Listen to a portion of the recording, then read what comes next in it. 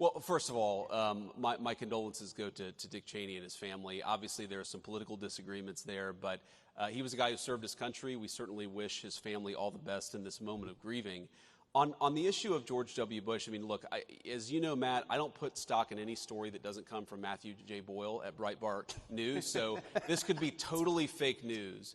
But I definitely think, and you already see this, you saw this in 2020, you're going to see it in 2025 and 2026, there is an effort to try to wrest control of the Republican Party away from the voters and away from the coalition that really delivered the big victory in 2024. I think it's a huge mistake. Look, the American people don't want stupid wars and America's jobs going overseas and wide open borders. That is, whether intentional or not, that was the legacy of the Republican Party that came before Donald J. Trump.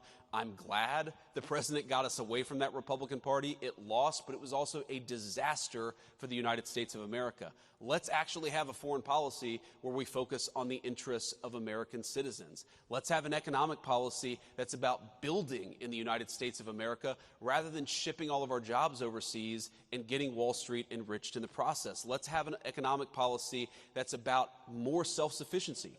I mean, I have 3 kids. I have an 8-year-old, a 5-year-old, and a 3-year-old. I don't want to wake up in a country where I take my kid to the doctor and they can't get antibiotics, because the antibiotics that were invented in the United States of America are manufactured in some foreign country. That is the legacy of the Republican Party that came before Donald J. Trump. We're not going back to it.